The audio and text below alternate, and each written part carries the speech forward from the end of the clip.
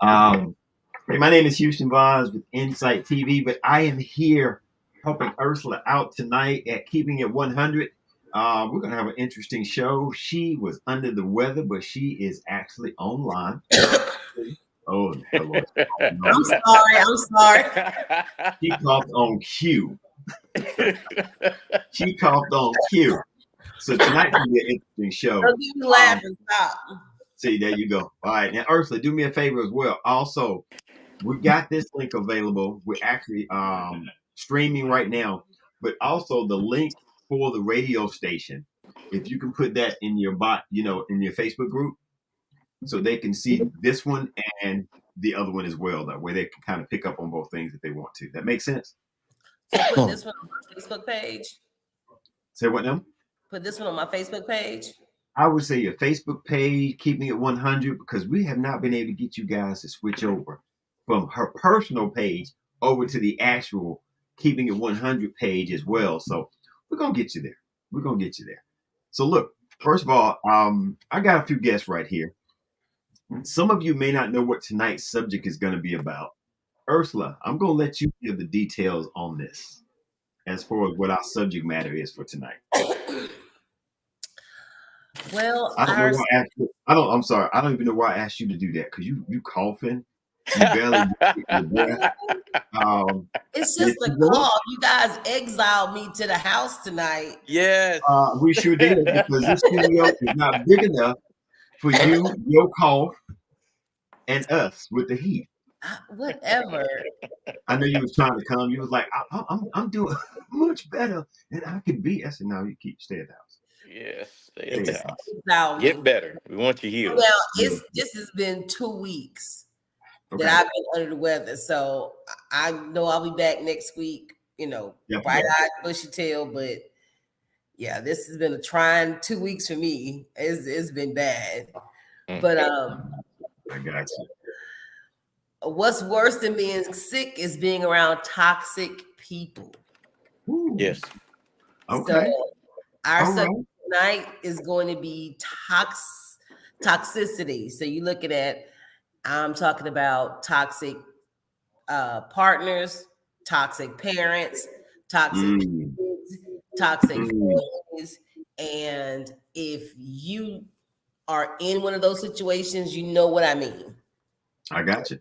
So that's what we're going to be talking about tonight. How to get out of them, how to deal with them. And I do have a few people who I know who are life coaches, therapists. And I hate that I've been sick because I wanted to really touch base with them. I'm actually going to send them a couple of messages while we're online tonight, which is pretty good that I'm home, to see if they could kind of tune in and help. But once I'm better, trust me, this topic will come back around. Gotcha. So how are we going to open this door? Because I was trying to think, and everybody doesn't have toxic family members. We might have issues going on here and there, but everybody does not, may not have that. Do you have an example of something, even if you don't want to call names, but examples of situations and stuff like that has happened for you, Ursula, that you kind of classify someone as toxic? So bias, I'm gonna hold on to him. I'm gonna hold on to that. I think people, there's a very big difference between having a challenging family or a family who is needy, that needs you to do certain things and always asking you for stuff. And it's very different than toxic. Okay. I think when you're dealing with toxic people, it affects your mental health, your physical health, your spiritual health. When you're in a toxic situation. But now do you? I mean, because here's the thing: I don't think everybody know when they're in a toxic. You're right. They may not know that they're in a toxic situation. You know what? I'm gonna take that back. I think people know when they're in a toxic situation. Okay. I just think that they don't know how to either deal with the people that they're in that toxic relationship with, Mm-hmm. or they don't want to deal with it. A lot of people just leave it as status quo, like, you know what, they're going to be that way, but nobody can be in your life that's toxic without you allowing them to be there. You have toxic relationships. You have two people who are like oil and water, who don't mix, who love each other to death sometimes, literally. Right. And they don't know how to stay away from that person. Okay. We see it play out on TV. I will give you an example. It's not a really like big example, but the whole Chris Brown and Rihanna. Okay. So you look at that as a toxic relationship? To me, because it was like they were either 100 1 minute and down at the bottom the next minute. Gotcha. There was never a happy medium with them. They were either on top of the on top of the world or underneath of it. Gotcha. And I think the biggest display of toxicity is reality TV. Explain. What's your thought on that? You're looking at, and a lot of people say it's scripted, but I do believe that life imitates art. Okay. You have people who constantly get stuff started. I think Tobias is having a difficult time connecting. Gotcha. Back up. You're looking at people who you love to see them together, but it's like they're happy 1 minute, they're arguing and they're fighting, and I'm talking about physical violence. But then you see them the next week. I'm sorry, the perfect toxic relationship. We talked about it a couple of months ago. Blueface and Krishan Rock. That's just crazy. That ain't nothing toxic. That's just craziness. Now, we're not gonna put the title of toxic on these folks. They're just crazy. But I know what you're saying. That whole relationship was toxic, and I think that the person who was toxic was him, because no matter who he was in the relationship with, it was the same exact thing. He manipulates, he uses, he abuses, and then all of a sudden he turns the charm on, and they want so bad for him to be the person that he's pretending to be that they go right back to the beginning. This girl literally put a whole tattoo of this man on her face. So how does that make him toxic when she was crazy to go put the tattoo on her face? She's toxic too to me.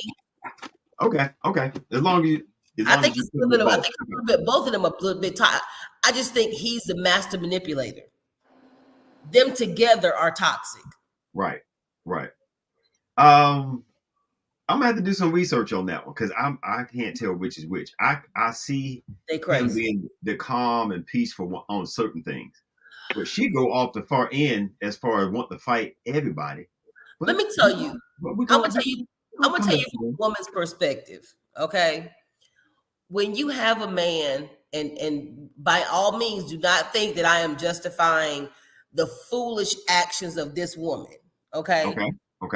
But when you're in love with somebody or in delusion of somebody, and they constantly are telling you, I love you, you're the only one, and I miss you, I want to just be me and you, and then you go and you see this person do a whole 180,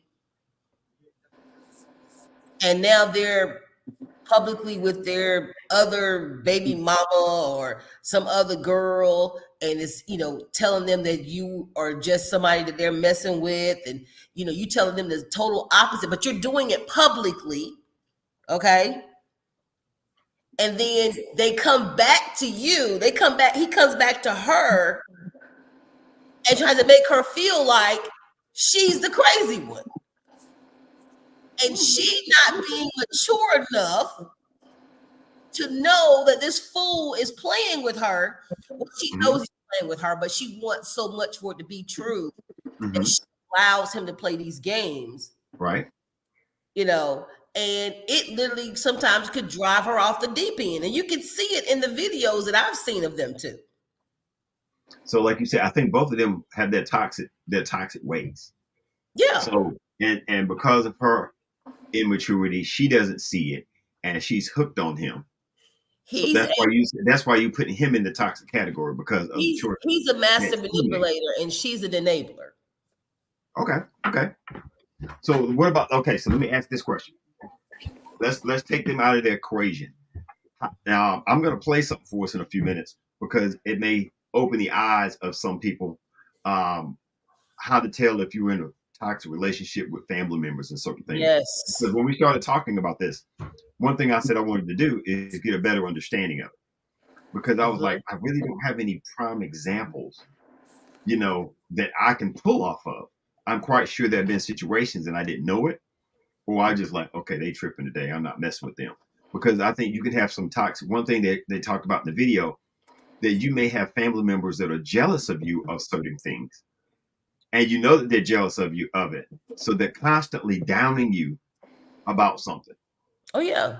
And you don't realize that's a toxic relationship, because they're constantly doing it. Oh, I love you, we're good. Oh, that's my best cousin, or this, that, and the other. But then they're constantly saying something either behind your back, or they're downing whatever it is. She got that job, but she was already cheating from somebody. She ain't smart enough to have that. She had to have done this, that, and the other. It's when people try to make you think you're crazy. Like, right. You are in my face 100%, making everybody think that, I'm your family member and you got my back 100. But then you turn right around and the next thing I know, you're talking about me, you're putting me down, and then people come back and say, well, so-and-so said this and that. Oh my God, I would never say anything about you. And it's like people literally want to play with your emotions. And when you have family members who would rather, what's the word for it? They don't really have your best interest at heart. Right. Are constantly wanting to find something wrong with you. You know, well, that's a sign of someone, someone that doesn't have your best interest at heart, whether the term is toxic or if it's something else. When is it just jealousy, or is it jealousy and toxic are the same thing? Because sometimes those can just be jealous. If I'm jealous of you, it's usually because you have something that I want. Okay. I think it becomes toxic when it's not just because you have something that I want. It's just because it's just you. I got you. All right, hold that thought. Tobias. I see you nice and quiet. I'm gonna give you a couple. I'm gonna put you in here. Give me if you get a chance, and we're gonna go back and forth. I'm gonna give you a couple of minutes to kind of, if you've ever been in a toxic relationship, or is there something that you've seen that you wanted to kind of talk about tonight? I know it may open up the door. Yeah, I've been. Can y'all hear me good? Yes, extremely well. Good. I have. Before I do that, hey, get better, Ursula. It's good to see you. Good to see you too, Houston, man. I wish I could be there, but y'all, you get better. I wanted to say that real quick. However, when it gets to toxic, I grew up around a toxic, what most people would call a mother. The person that I say I crawled out of. out of it in Edgecombe. She was not. She was very toxic. Um, she blamed me for all her issues, all her problems, um, the relationship that she had with her mother, her dad. I remember uh, she sat there in front of the man. Now, the front of the man that I considered to be more of a dad than my biological father was. He stepped in when I was like 6 months old, maybe younger, I guess, Right. and Right. took the reins. Okay. And she blamed me for that, in front of him, saying that, I married him because of you. I had your brothers because of you. I'm living the life that I'm living because of you. You. Right. It's your Right. fault. So knowing that someone that you're supposed to trust, who's supposed to protect you at a young Mhm. age, Right.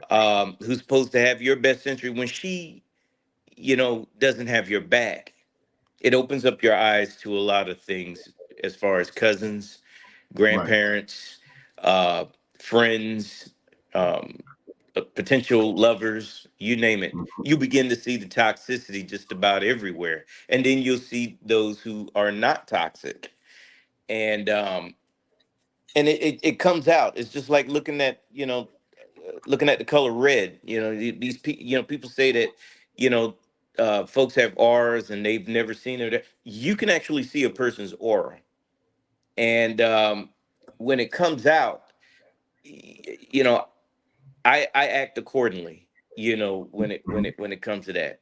But I've there's just toxicity in my family.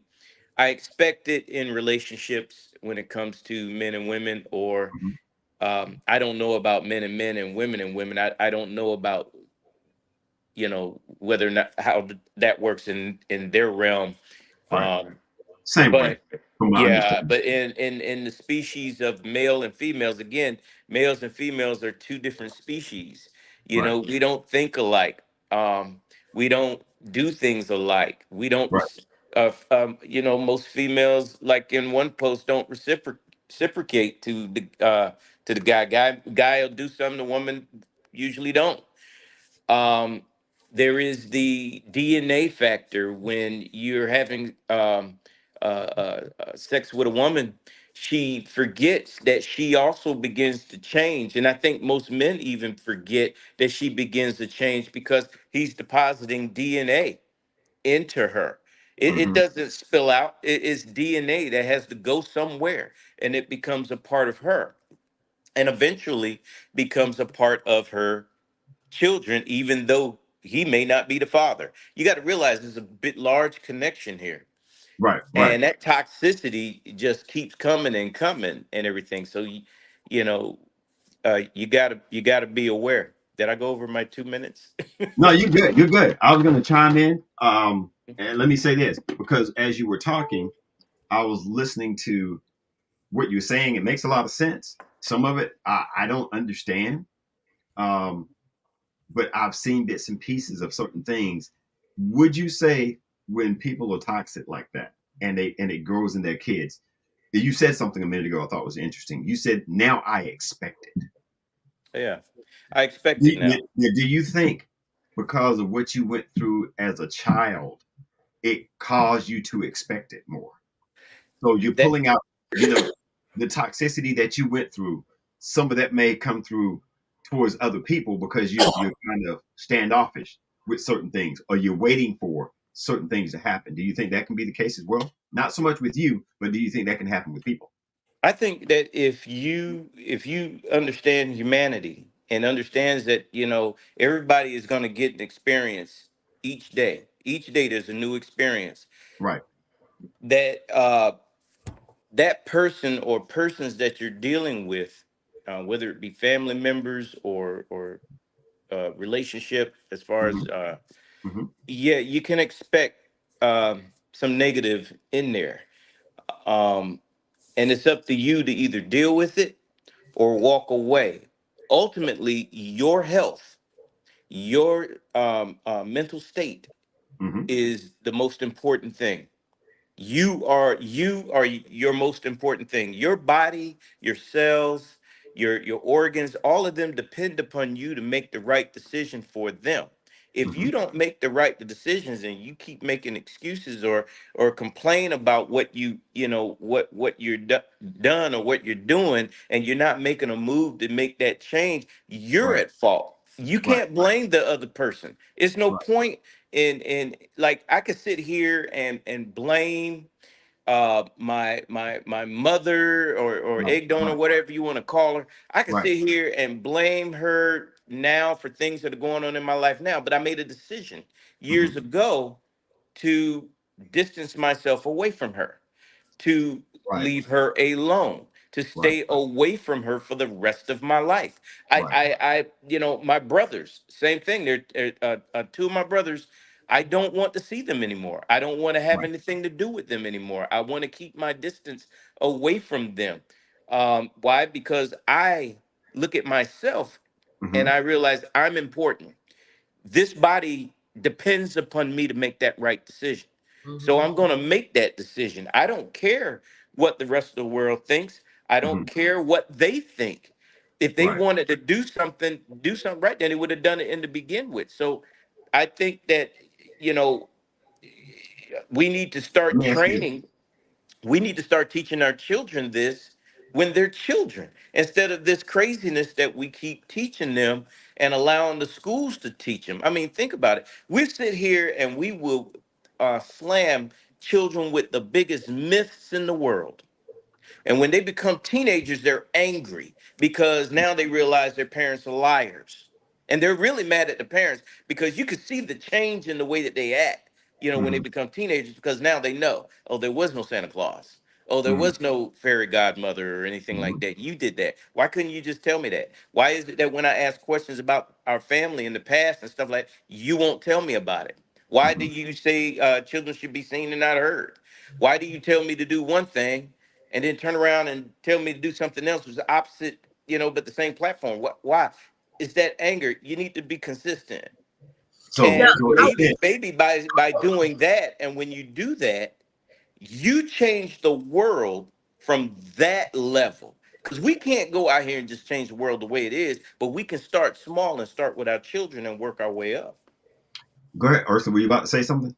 now, as far as the whole, and I understand what you're saying, but Hmm. now as far as the whole thing, and it was the big thing was Santa Claus when kids were small and things like that. Hmm. But I also believe it's in a way that you do it too. So my kids believed in Santa Claus up until a certain point because it was about the spirit of the holiday season, and it was Christmas Right. time. Right. But Right. I also had a conversation once they got to a certain age.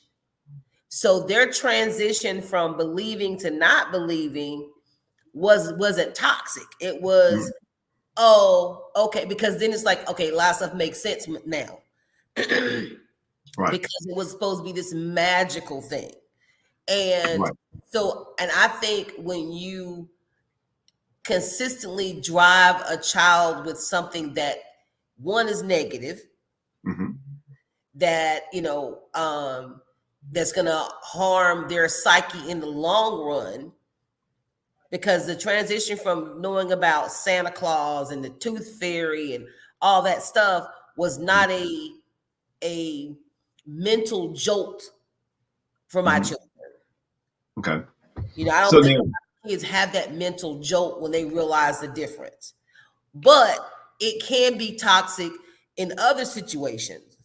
You know, like I said, a lot of the traits of a toxic person, you talk about, they're always negative. They're right. always blaming others for their issues. They Right. love being critical, judgmental. Right. Now, a sense of entitlement. Right. We're talking about Right. Blueface and Krishan. Mm-hmm. The manipulation and manipulation, emotional abuse, exploitation. Mm-hmm. So when you have somebody that something is about you, but they come in, they make it about them, and they use you. They love to gaslight. Mm-hmm. And I just think that, like Maurice said, sometimes when you know a person is toxic, you have to cut yourself off. And I'm a big person about forgiveness, Mm-hmm. but at the same time, I'm only going to let you cut me once or twice. They Right. say, Right. what, fool me once, shame on you. Fool me twice, shame on me. Mm-hmm. I will give a person a second chance. Right. But there is nothing wrong with you saying, you know what? I did it. I let you in the second time. You are no good for me. Mm-hmm. Wish you well with life, but go on. There is Yeah. nothing wrong with that. Because you made a decision the same way they made a decision to be the kind of person they are, is you got the same right to be the kind of person that you are and not have that kind of person in your life. Gotcha. Now, do you think men and women look at things differently when it comes to being toxic? I do. And Okay. I'm going to say it like this. Okay. While you're thinking on that, while you get thinking on that, I'm gonna make sure I'm gonna speak to some of our guests that we have on here. Curtis Brooks definitely was saying the same. What made me say that was he was saying that men and women are different. Because Tobias had mentioned that earlier, how we're different. And I think some things that we look at differently is how people look at being toxic as different. Mm-hmm. Because I hear sometimes, I may hear certain women say certain things about, oh, this man is toxic. He this, that, and the other, and blah, blah, blah. But other men may not look at that as being toxic. Yeah. They may look at it as he's just being a man. He's trying to be, I'll just say, head of the house, or he's trying to be controlled with this, make sure that things are done this way and that and the other. I And was if she hoping doesn't somebody follow that, I was hoping somebody would eventually get to that. I mean, yeah, I there's a used that difference. I used that in the beginning to stress that as we got older, Uh-huh. there's that magic again. You're that so-called magic where you're falling in love with somebody who is toxic, and they're Mm-hmm. telling you all this stuff. Why? Because it makes you feel good, but they're lying to you. Okay, they're telling you that they're about this and they're about that. I've had that done to me. My Right, ex-wife, man, she lied up a storm, right, and instead of being truthful and giving me the opportunity to say yay or nay right. and everything, it ruined three. It immediately ruined three lives Okay. immediately. Okay. And I used that you have to start somewhere. The landmark has to start somewhere. So I start with the kids. It is toxic when you tell your kids this crap. When you tell your kids about Santa Claus and all that stuff, like you may say, "Oh, that's not." It is a problem. It's wrong. It's lying because So let me say eventually, guess this. what? Well, let me say this. Because you brought that up several times. Yeah. I see it. I understand what you're saying. But Hmm. some people may go, what's toxic about that? For them, that what they're doing, some people, they say, hey, we celebrate Christmas. I let my Hmm. kids think they're Santa Claus because they're looking forward to Hmm. getting something and having these certain things and waking up on Christmas morning and they got these fantastic gifts and they like to watch Snowman, the cartoons and the whole nine. And Hmm. as they get older, they say, you know what? Now I know I told you Santa Claus was real. Or they come home one day, Mama, I found out so and so saying that Santa Claus not real. Well, baby, it's really not real. We did that, to keep you happy, this, that, and the other. So they get disappointed. Some people do it. And there are Yes. some grown people that they still like to celebrate Christmas and not so much believe in Santa Claus, but they just believe that they can spend all this money in the world, which is a lie. And Exactly. then at December 31st, they're trying to figure out how they're gonna pay rent on Exactly. Monday, Yeah, That's but right. yeah, first. but But scratch it's scratch. a lie. But sometimes people do stuff just for the fun of it Yeah, and to have the Yeah, enjoyment of it. yes, So, but I'm using so that as the example. right. If you're hearing what I'm saying, Mm-hmm, I'm using that as the example of mm-hmm, what turns out later on. mm-hmm, You start lying to your kids at the young age. And mm-hmm, then you decide when they become a teenager or whatever that mm-hmm, okay, I'm gonna tell them the truth now. mm-hmm. Now they get older and they can Okay. begin to get into a relationship. or whatever. You get a guy or girl or whatever that's going to lie to the other person. Why? Because they were led to believe when they were children that it was okay to lie. That it was Okay, okay to. wait. Time out. Yeah, you gonna say because they told about Santa Claus causing I'm gonna say this. Let me clarify something. Okay. When children, and this is just for how I did things. I can't speak for everybody in the world. Mm-hmm. When it came to Christmas, Christmas is about imagination. Mm-hmm. Who has the biggest imagination of all the people in the world? Children. Mm-hmm. Right. And when you see their eyes light up because of the magic of Christmas, it's like when people went to the movies to see Black Panther. There is no Wakanda. Right. But it showed people. Wait. I don't know how that's. I don't know how that compares. But we're not gonna say there's go not ahead. Wakanda, but go ahead. Well, I'm just saying. But what I'm saying is, it even though in the movies that any sci-fi movie or whatever that we go and we enjoy this today is a lie. Right.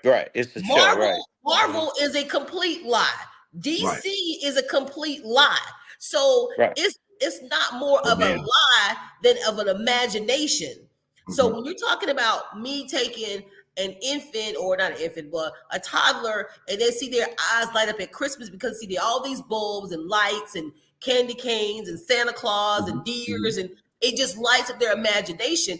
That's a big difference than me telling my kid, answer the phone. It's a bill collector. Well, tell them I'm not here. That's toxic. Toxic is toxic. Right. Lying is lying. No matter how you put it, my point is that when you do this lie, now you use the analogy of DC, but that doesn't go with that, because you're not telling your kids that the Hulk is going to come to your house and beat you up, or that Superman is going to come and say, well, let me finish, that Superman is not going to save you. Okay, no. What we're saying is when we tell our kids about Santa Claus, we're saying that an individual is going to come to your home, okay, and leave gifts. So we are baking cookies and leaving it there for him to come. And you need to go to bed. You need to go to bed, because if you don't, they're gonna throw pepper in your eyes. That is traumatic. But now, what I'm saying is when you're saying it's okay for them to do that, when they become an adult, all right, after you allowing this to happen as a child, when they become an adult and they start getting into relationships, lies begin to grow, because you said it was okay. You didn't train them correctly from the beginning to the end. Do we teach our kids to run? But do we teach our kids to run before they walk? No. So you saying that telling kids about Christmas and Santa Claus is toxic. That's what you're saying. It is, and it leads to worse things. I've been around. You've been around the world. You've been around the world just like I have, Ursula. And if you've been to places like Africa, the Middle East, places like that, Asia, a lot of them do not believe or even teach their children this stuff. So when they get older, their relationships are pretty much set. It's a frame of mind that you have to build that starts when they're young. Let's just okay, wait.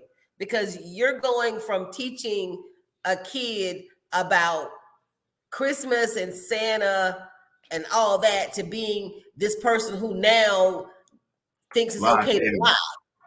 And they'll lie to the partner. They'll lie to a woman, or they'll lie to a man. Yes. People in the Middle East also, some of them teach their children to be terrorists. No, they don't. Yes, well, wait. There are people here in America who are who are white, who teach their children how to be Klansmen. There's people, black people, who teach their children how to be gangsters. So I'm not understanding how you're making the correlation, even going to the Middle East or anywhere like that. Because regardless, it's wrong. You're regardless of what you're saying, it's wrong for their parents to do that.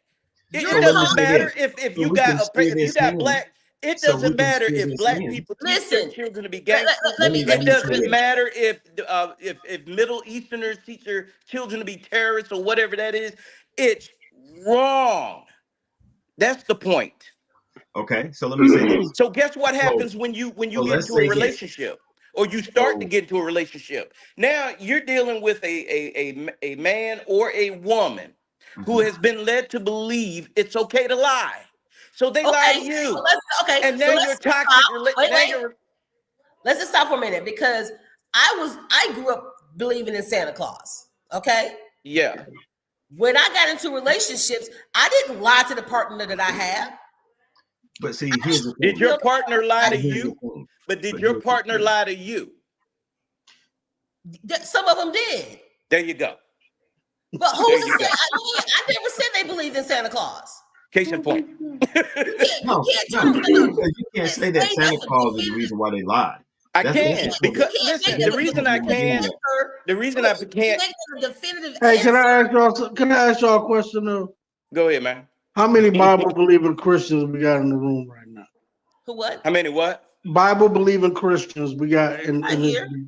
Then raise your hand if you are. Like if I'm Yeah, right here. I yeah, did. you're the yeah, only one. yeah. No. I can raise my hand because I mean, Oh, okay. yeah. I Now, don't. I do what do not. the Bible say? No, we're just talking about this issue Right. on whether you should teach your kids about Christmas or any other holiday.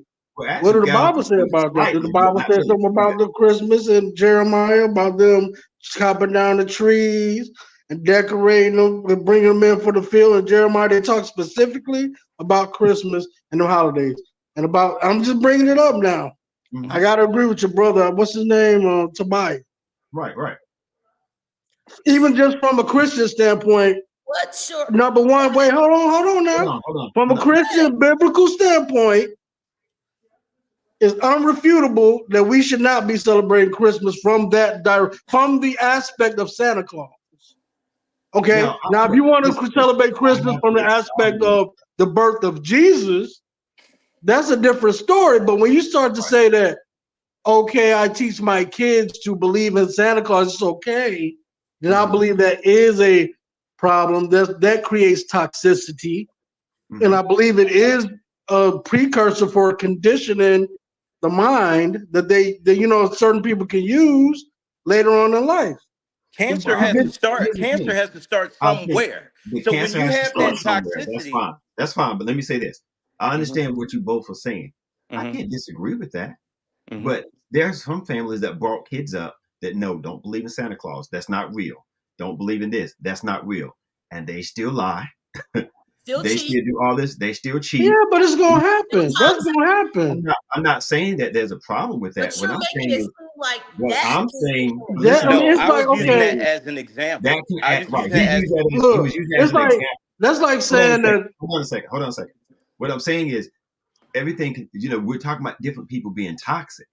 So hmm when he brought that up, I'm like, I see what you're saying, No, but we're not talking about different people being toxic. We're talking about toxicity, period. And that's the point. It ain't no this person because you did this is toxic.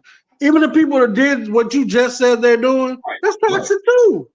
It ain't Yes. no I'm more right, toxic than you or less toxic than you. right. You know what I'm saying? It's, Look, it's like teaching a kid that cigarettes is bad, Mm-hmm. right? But you let them but smoke. yeah, and you're smoking yourself. Yeah, it's just the same. It's the same I exact Listen. your thing. Only analogy way, just I think lost that's me. toxic. When you huh? tell to So Your me, I what? think Wait. that's analogy just toxic as lost me. well. Hold on. No, Where you? because I'll look, let you go. you teaching your kids that it's okay to believe in Santa while they're young. All Yeah. right, if you go into psychology, I mean, this is some that pertains to what we're talking about. The basis of your personality and how you learn, your learning skills are from the ages of birth to 5 years old. That's where you Right. learn to rap most rapidly. Yes. From birth to 5 or birth to 7 years old. Mm-hmm. Yes. This is during the time where you're most influential, where people can program you with all this stuff in their, in their heads and their minds and everything.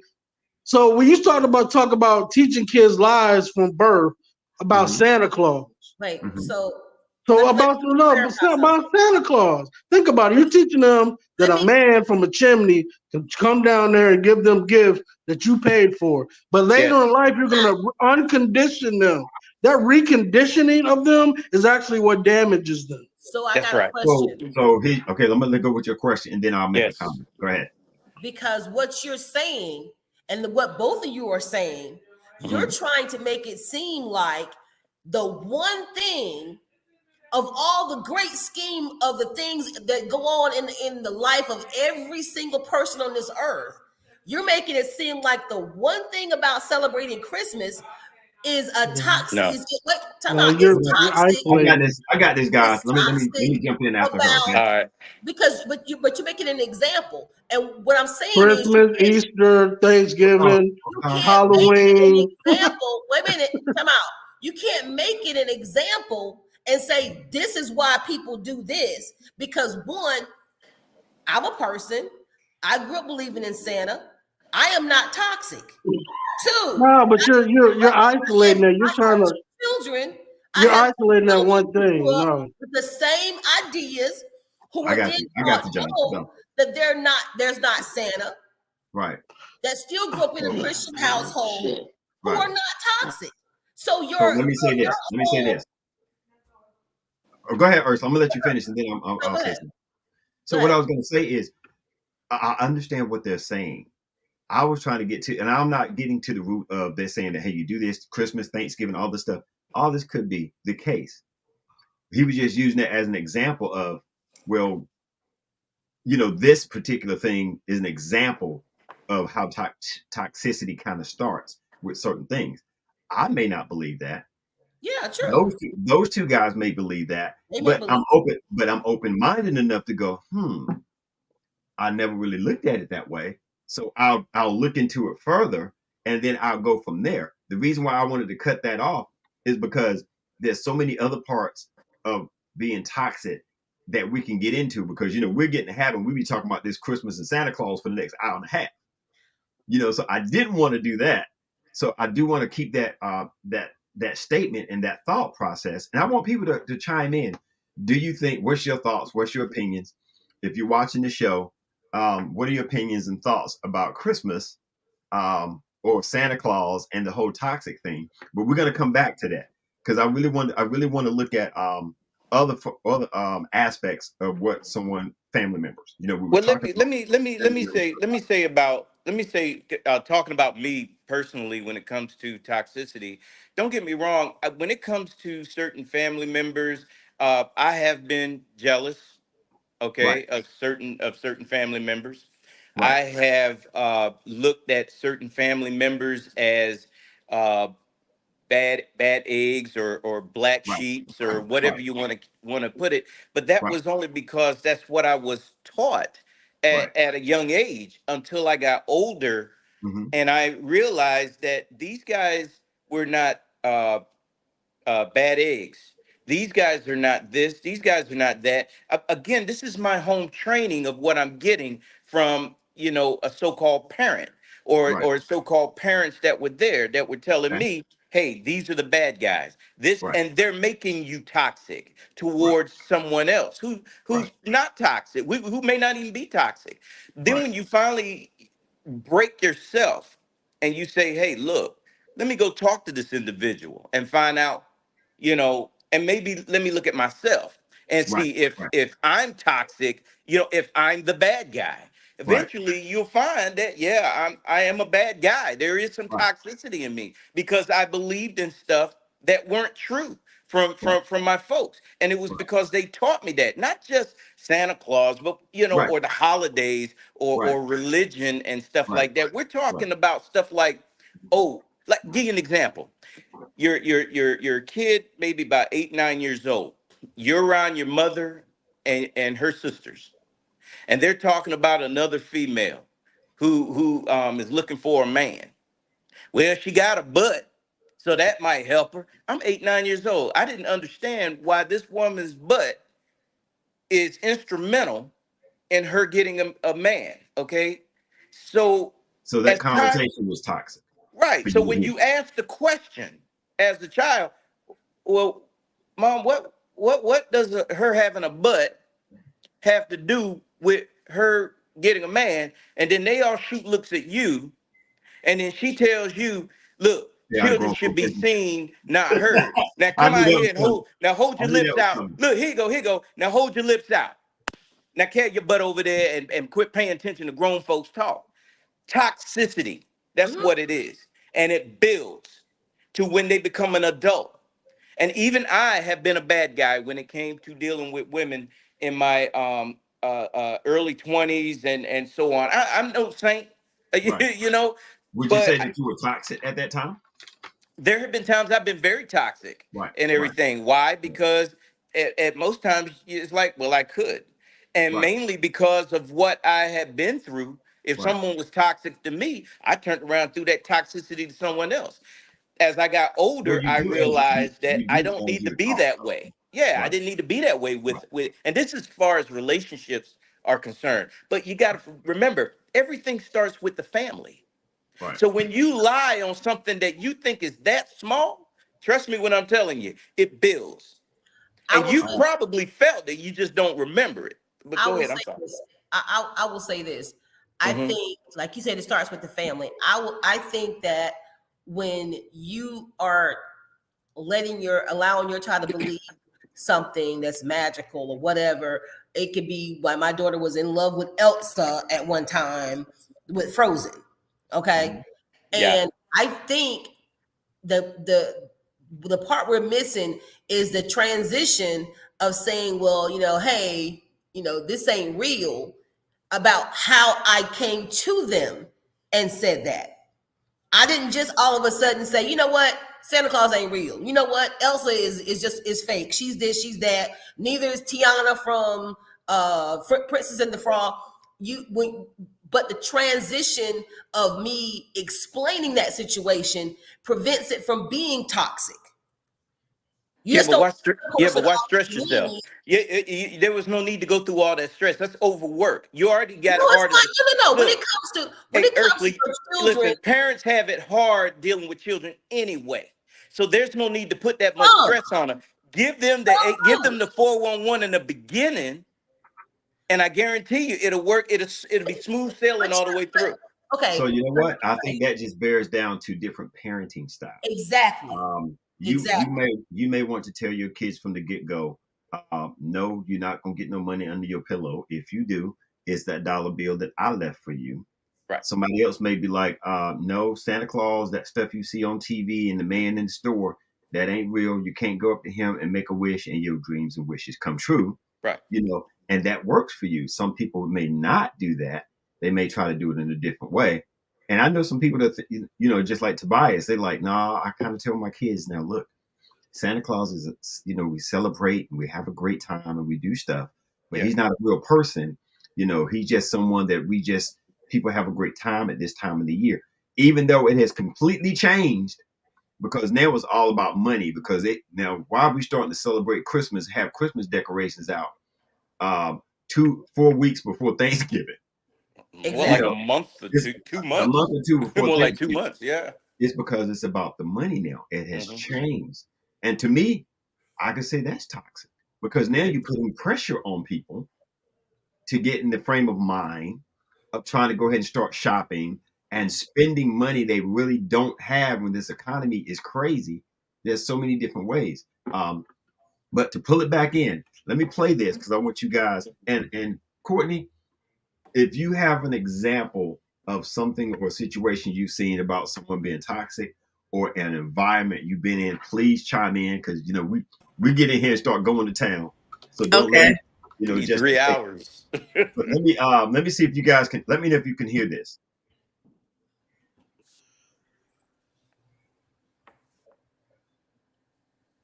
You guys hear that? No. You don't hear anything. Is it the one that talks about the seven types of toxic? I read that. Helicopter, entitled, invaders. Let's use helicopter because I want to use that as a great segue to what we're talking about. When someone is, what was the term? It was something about helicopter family members. Yeah. One thing, Ursula, I don't know if you got a chance of you got a chance to see the video because I sent it real late. I was hoping I was going to be able to play it here, and I can if I put it in presenter. But they're talking about helicopter members of the family, how toxic they can be.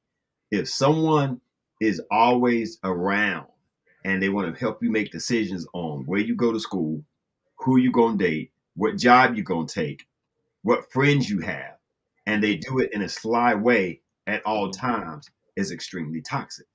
It's an extremely toxic family member. And some of us have experienced that. Some of us have experienced that you've got a family member that's trying to tell you, some of everything, all aspects of your life, even what career path to choose. And because, I've seen people go into the nursing field and because their mom or whoever's like, that's a lot of money in that field. Girl, you're going to be loaded. You get in that field. You're going to do this, that, and the other. They have no interest at all at becoming a nurse.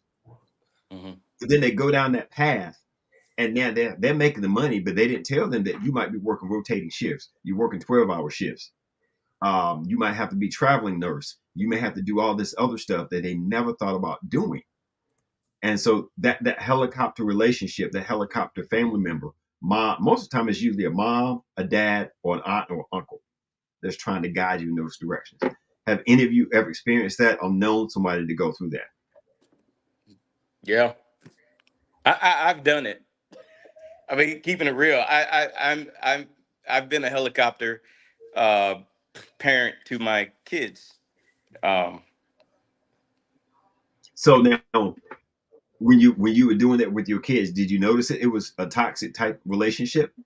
no, I looked at it as teaching them or getting them prepared for um, generational futures, Right. because you think about the best example I can use for that is this: uh, John Adams, when he was in France Mm-hmm.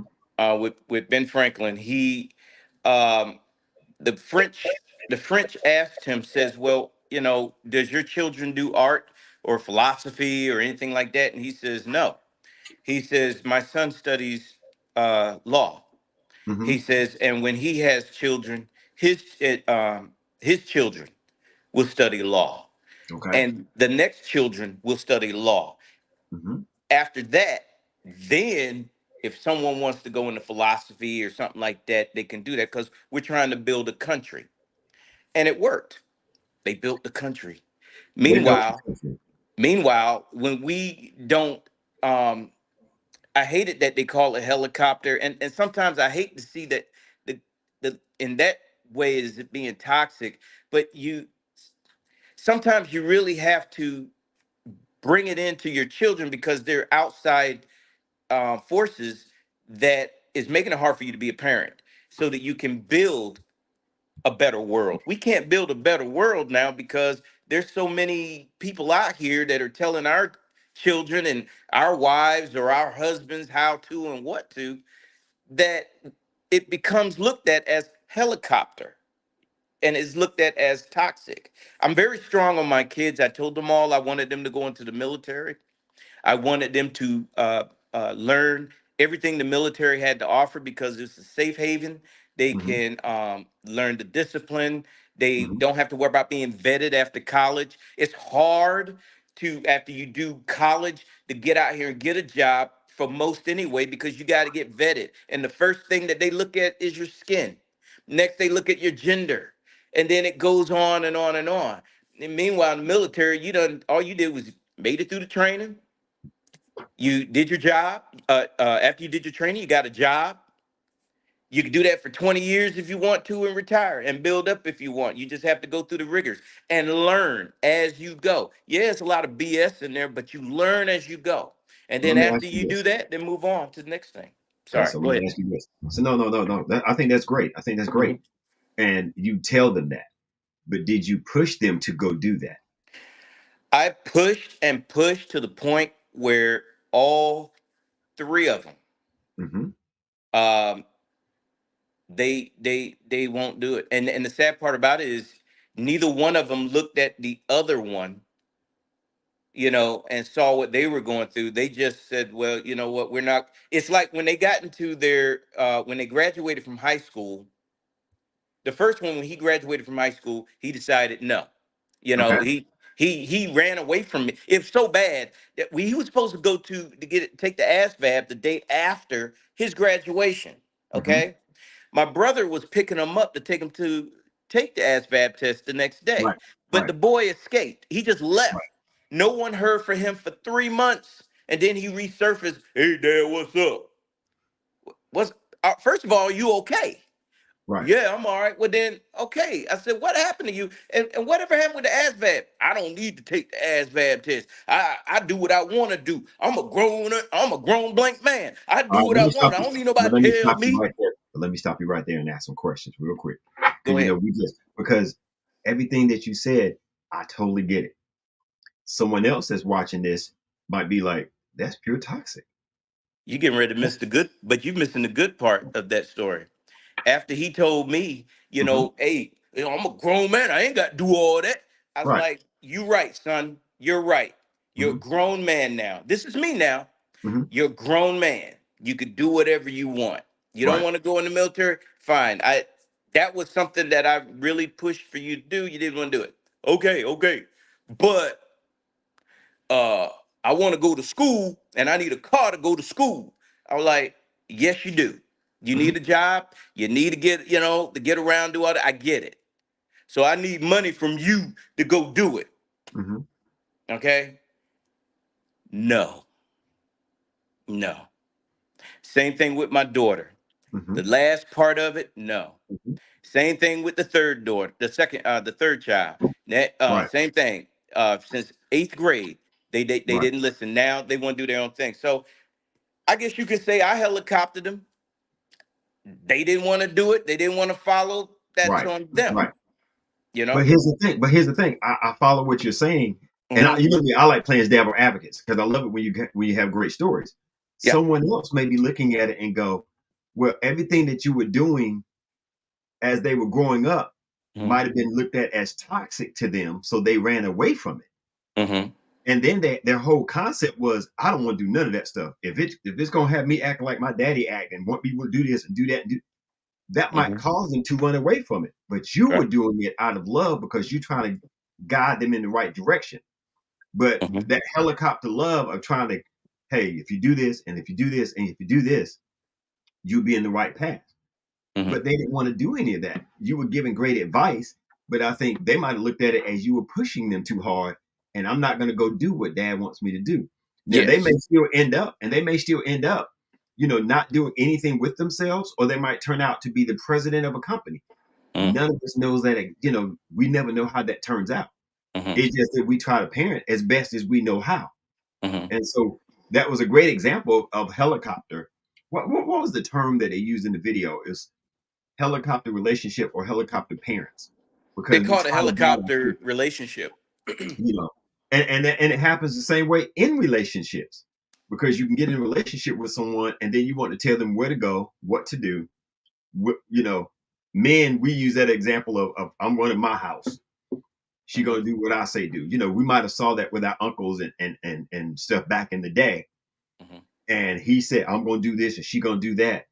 But as soon as he would go off to work, she's still gonna do what she want to do. It might have been the guy behind the house Or the and the milkman. neighbor, the Yep. milkman, or it could have been Mm-hmm. someone else. Or maybe she followed that path, but then she ends up leaving him because she couldn't deal with it anymore. There Right. has to be a balance. Right. So we can have toxic family members and we can be toxic, in certain ways.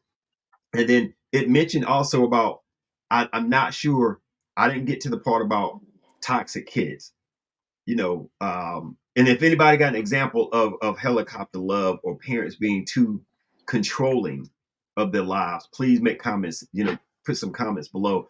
Can anybody else see these comments down here? Nah. Francis Dixon, can anybody see that? I'm gonna go to your page, Houston. I think I can't see it under. Yeah, I wish it would show. If I share it, it seems like it could come to I did. everybody. I can see it in the Mhm. You can comments. see it. Do you see one that'd be interesting to read? If you do, let me know. That way I'll let you kind of push into that. Go to your page. Yeah, it's some up here that's in the comments. Yeah, my goddaughter said she said, I definitely don't want to be that parent who pushes their child to do something because I want to live through them, and it's not because I have their best interests at heart. Right, right. And I get it. And I get it.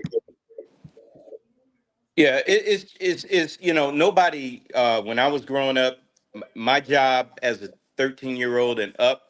Oh, go ahead. No, You're go ahead. Go big. ahead. I'm listening. I'm listening until it comes up. Yeah, my job as a 13-year-old and up was to work and take care of children that were not mine. So I ended up raising my younger brothers, and being home with them, making sure they ate, they had the electricity was running, all of that, and not enjoying the benefits of child support that my dad was sending his hard-earned money for the three of us and everything. Instead, she used that money for her church. She used that money for her new husband that she ended up getting. She ended up using it for the new children, the two extra kids that she had that she couldn't afford. That she had no right, that had no right to bring these kids into this world. She brought them here and everything to go through the crap that they went through, and I had to pay for it. So that was my uh, growing up from Mhm. 83 Right. all the way up until I left home in 89. Now, with you So going through that, nobody trained me and told me, hey, look, you can go into the Air Force Academy, or you could right, do this or do that. Nobody really pushed me. Nobody really cared, because it was like, well, you're a bastard kid anyway that was born. Who gives a rap? This right, is the right. So, toxicity and I that will, is thrown. so I will interject this part Hmm. because my family was the typical middle income family growing up in the 70s, 80s, and 90s. Hmm. Okay. We believed in Santa Claus. We did the Easter egg hunt. We did, the Thanksgiving play. We did all of those things growing up in my household. However, there was always checks and balances in my house because my dad would only let us get us to a certain point before we realized that there was no Christmas. I mean, not Christmas. There was no Santa Claus. To a certain point when we knew that there was, Easter was not about Easter eggs; it was about the resurrection of Jesus Christ. So we grew up with those things, but also in a household that did formally teach us what all these, put in perspective all these different holidays and what they really meant. So it eliminated to me any toxicity within us because what we garnered from Santa Claus and all this other stuff, it wasn't about it necessarily being Santa Claus. It was about Christmas morning, us taking pictures that we still cherish to this day, being a family, around the tree, and my mom, cooking, of course, all night long, and we opening gifts in the morning, taking, of course, singing, taking pictures, calling all the other family members from across from California, all through the state of North Carolina. That's what it was all about. So there was no toxicity to us. Now I can only speak for the family members that I know and how we grew up. Now, when it comes to my kids, we did the same thing. Now, my son, of course, is in college, and I told him, he had challenges because, of course, he's at HBCU, and they told me, I'm gonna go ahead and let you know he gonna wild out his first year here at HBCU. So I was looking, I put my mindset that if it happened, it happened, Right. And was I hard on him, or did I get on him about that? Of course I did, because I'm his parent. But my mother and my father, the first thing they say is, if you're going to discipline him, or if you're going to say something to him about what he's doing, please remember what you were doing at the same age. Right. Right. That made me pump my brakes a whole lot. I get it. Because now, was I in school? No, because I knew I had self-awareness in 12th grade that although I passed my grade, although I did good and I graduated middle or upper of my class range, college was not in my future at that moment. Right. So I went to the military. And I tell you, nothing that my son has done in the 2 years that he's been at A&T could match anything that I did in Germany. Nothing. So I had to pull back and say, you know what? This is your life right now. Mm-hmm. And you can either start it and I can guide you and say, hey, this is, you need to do this.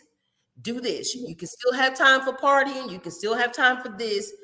And I didn't want to be that helicopter, because I was that helicopter parent, not to the point of being toxic, but he wanted to be stuck in that narrow gap that said, I'm an adult, like Tobias said, his son said, I'm an adult, but then, Mom, I need money for my rent. Right. But So here's the catch with that. You know what I'm saying? Here's the catch with that. We all want to be there for our kids. Of course. It's just how much you're going to be there for your kids. Exactly. Because now, to me, you can do too much. You can't tell me about how grown you are, and then you constantly want money. That part. Because that's not going to work. Now, I will say this. That's not going to work. I can help you out, and then, we'll do a little something, but you got to struggle. I'm not saying necessarily you, but I've seen some parents. No, his dad said the same thing. He's going to have to struggle, because I will tell you, call it what you may. Did I spoil my kids? Of course I did. Mm-hmm. Because I used the younger part of my life raising someone else's children. Right. And even through. And do you think that was okay? What do you mean? Spoiling your kids. Do you think that was okay? I think it was okay because I didn't do it to the detriment of them. What does that mean? So if I say, no, you can't, I'm not going to do it. Mm-hmm. You go off and have a hissy fit, or you screaming and yelling and tearing up stuff like I see these other kids doing. Oh, no, we ain't doing that. Right. We're not doing that. But now, if I have it, like my son says, hey, they cut my hours at work because he does have a job. Right. They cut my hours at work, so this month I'm a little short. Right. Okay, I got you. Okay. But he says, but Mom, the first thing he said, but Mom, this isn't a repeat thing. And I said, I got you. As long as it ain't a repeat thing. And his car got totaled to no fault of his own.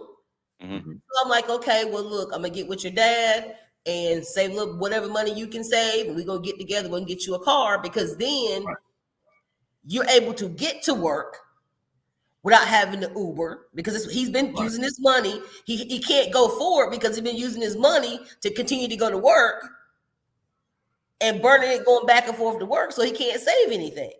So, and I'm like, so that wasn't toxic though. I mean, it's only toxic if it gets to the point that as he grows up. Now, I'm just using this as an example. Mm-hmm. Let's say that he grows up and he gets in a relationship, and then now he doesn't want to do certain things because he's gonna call his mama to take care of it. Exactly. Now we got a toxic problem. Sometimes you can be building, and you don't know that until later.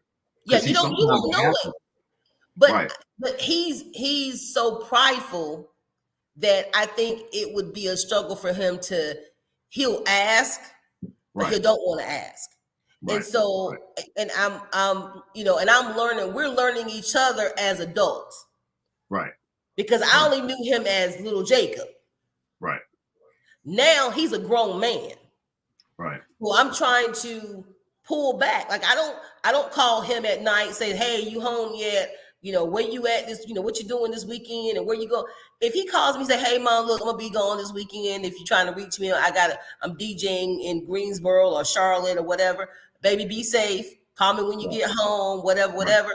And that's it, because I had to rein back on trying to parent him as I used to. I get it. I'm 53. And if I fall on a hard time and I'm like, you know what, I got to pay this light bill, or if it come in like a little higher than it's supposed to be, Right. there is nothing for me to call my parents and say, hey, can I borrow? Do my parents tell me, you need to figure it out? No, because they know I run a household with 2 kids. And if I ever ask for anything, it's because I sincerely need it. Well, to me, that's not toxic at all, because No, it's if not. if I'm saying is, if you call in every month, or when if the phone ring and your parents looking at it like, Lord, I wonder what she want now. Okay, now we're dealing with something different. That's a whole nother level of toxicity, because now they talking about you being the toxic one. Correct. And if your parents call you on a regular basis and always needing something, that's a whole nother level of toxicity. Exactly. Because that happens as well with some people. Now, in the video, one thing that she mentioned, and I was like, ooh, all I saw was a bunch of athletes. All I saw were, there are people that we know that went to school for law, school for engineering. Their parents pushed them into these fields. And now their parents, and now they're making $150,000 a year or whatever the case is, and their parents are looking for them to take care of their needs. And that's toxic. Yeah, that is Very toxic. That's toxic, because now you're extremely. expecting your kids to take care of you.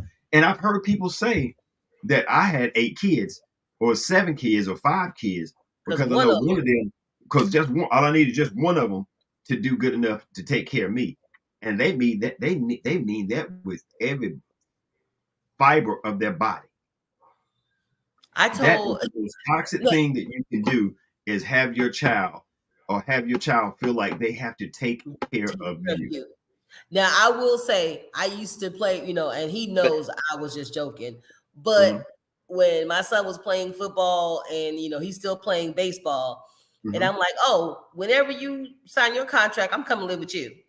And he was like, Mom, I'll put you in the pool house. I want you near me, but you can't live in the same house as me. I'll put you in the pool house. Right. But I know some parents who sit, the classic example. Let me tell you a scene of toxicity that I saw. And I think I know Tobias, you probably saw it. You might have saw it too, Courtney. The NFL draft that happened a couple years ago.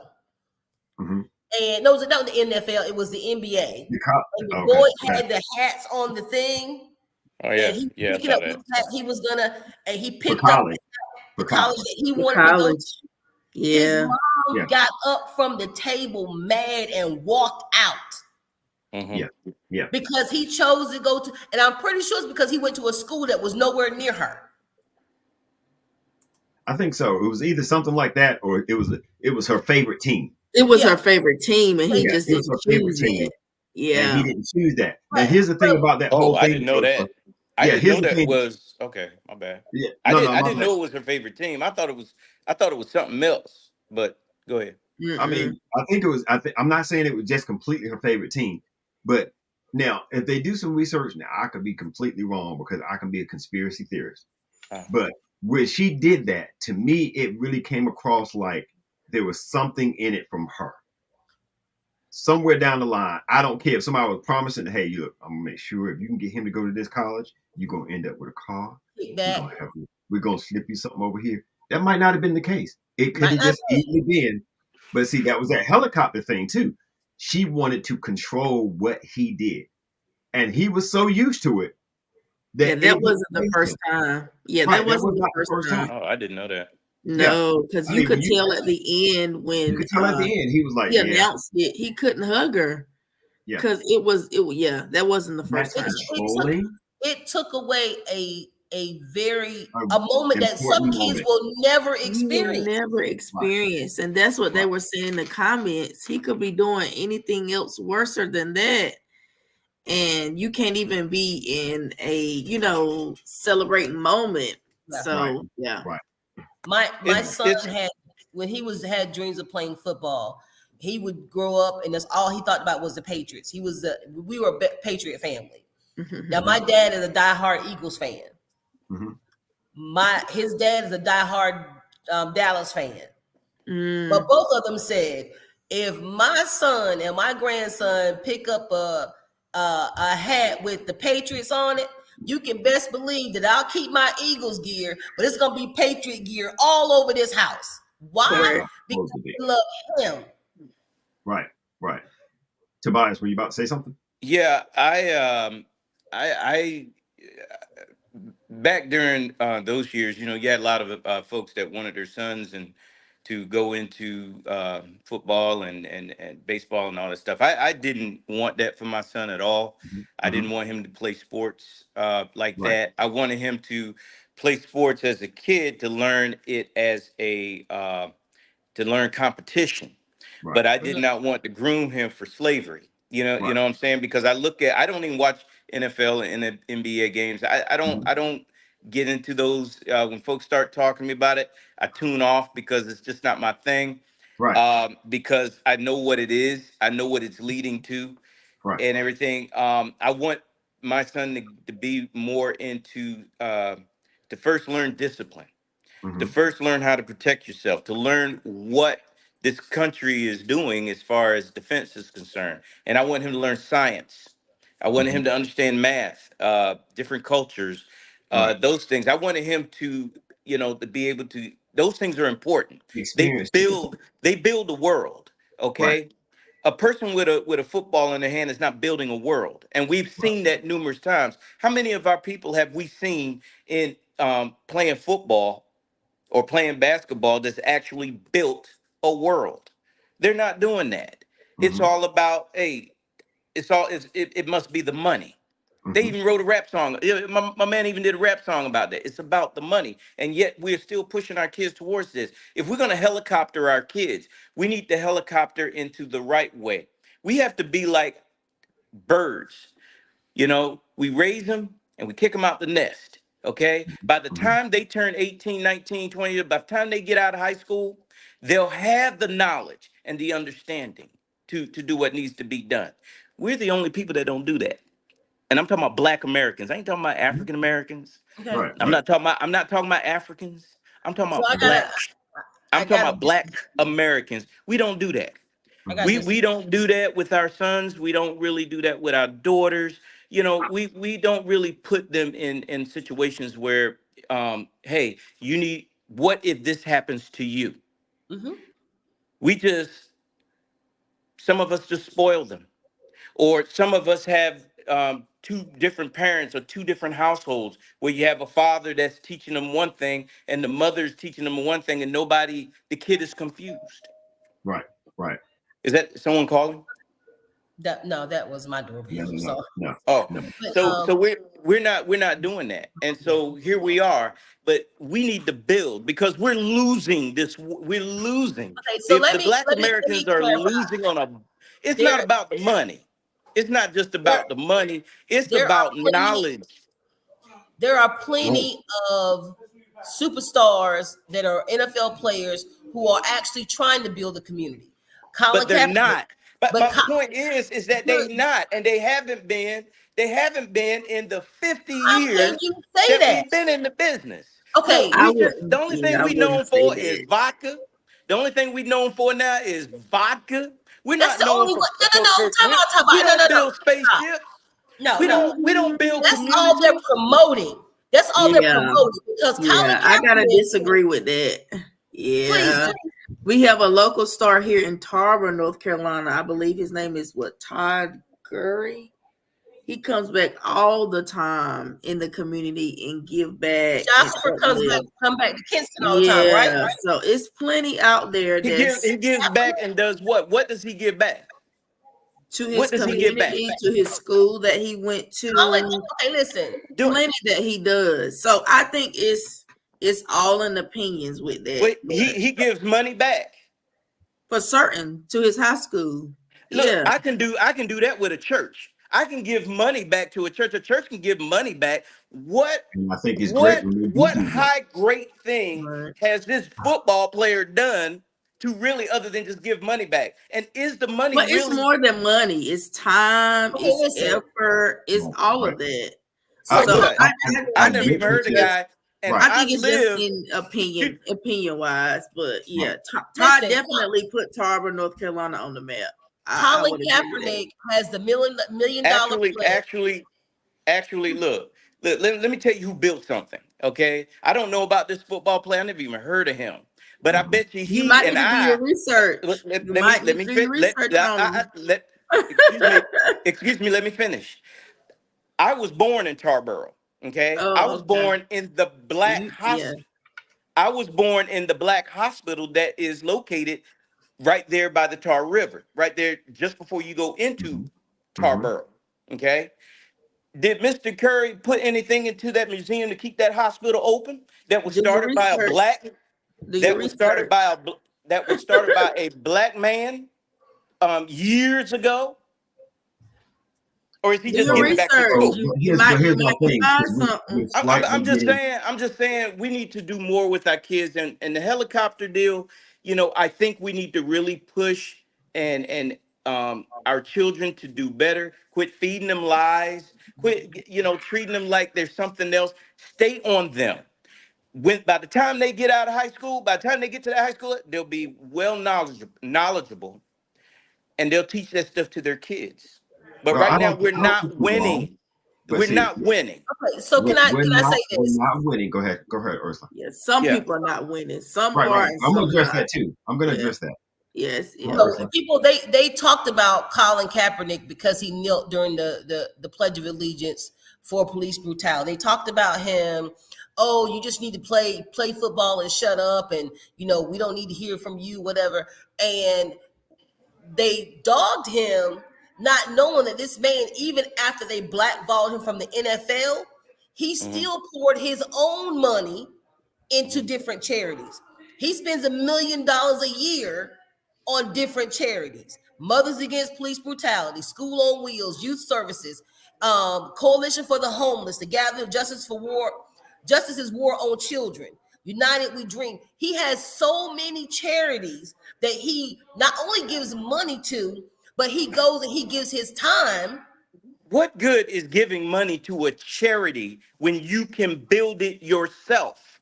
It's You see what I'm his saying? charity. Sometimes people will give money to a charity because they see the causes in that charity that But might these be getting charities, I see it as laziness. I'm not. I see are it as I'm his not laziness. charity. at all time.